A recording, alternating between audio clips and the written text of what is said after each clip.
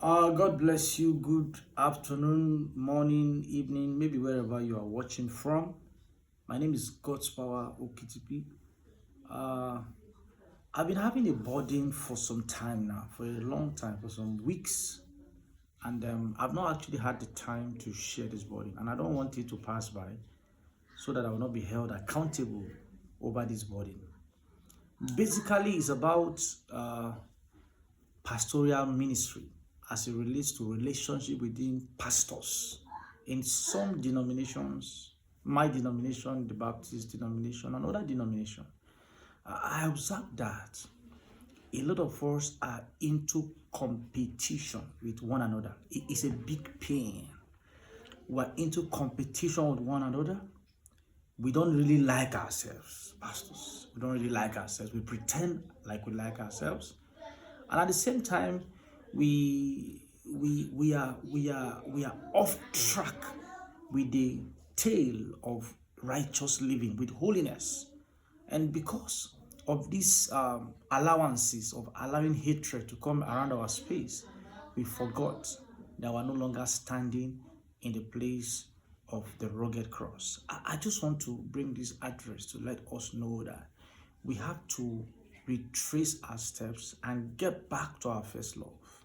If you are in competition with one another or with your colleague as a pastor, you will not be complete, because every man has what God has called them to do. It's a big pain that every time some pastors sit down, they sit to discuss other pastors, and they do that negatively. At times, someone will even visit you, and after you leave their house, they begin to condemn you. If a pastor has offended you, a pastor has done something that is not good enough, why don't you talk to him personally instead of going around and canvassing his name into negativity? Jesus didn't send you to preach that kind of sermon. He only sent you to preach the gospel of Christ unto salvation to all men. I just want to address that.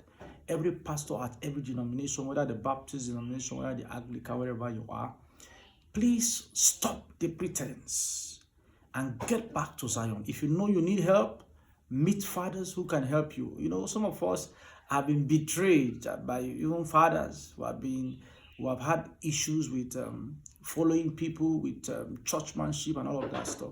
But because my allegiance is not to man, it's to God, I didn't feel offended because I expect anything from any man because they're human beings. My allegiance is to God because He first called me. I'm convinced that I'm called because of the opportunities that have come my way. But then I want to say this, that every pastor, especially young pastors, please don't be in a hurry and don't be in competition with anybody. Allow God to use you in the space He wants to use you.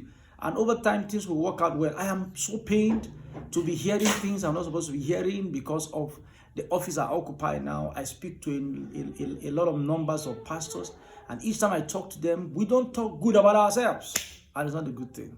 I just want to address this for you to think about it in case you see this video and you are a victim or you are somebody who lived that kind of life. Maybe you should retrace your step, and God is going to help you. I've been around for a while. I've pastored in the west, I've pastored in the north, I've pastored in the south. So I've pastored in the 3 zones, and I know how we operate. And it seems like this, what I'm talking about now, is similarly around all of these zones, and we should change. Holiness is not in the way you act or the way you carry Bible. I've always said that Christianity is not a dress code. It's a lifestyle. I'm not thrilled. Me, personally, I'm not really thrilled by some persons, the way they dress and do things and act and wear big scarf. I'm thrilled with the lifestyle that you portray in the secret. Because the true test of Christianity is your relationship with God when nobody is there. We have so many of us who are into deep pretense. And please, I want to call you to order as the Lord has given me that leading today. Get back to Zion. Don't condemn other pastors. You are not a judge. Don't condemn people.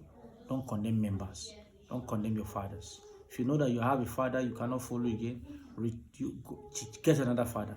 Don't destroy anybody, because most of us are doing that at the expense of the call that God gave us. And don't forget, on the last day, you are going to answer so many questions. I imagine how you are going to answer when God is asking you, did I ask you to judge this person? God bless you. This video is not to offend anybody. It's not to cause any damage. It's just to give you an admonition that has been in my heart for a while. May the Lord help us to love ourselves as Christians in Nigeria and in the world at large. Have a wonderful evening. Shalom. My name is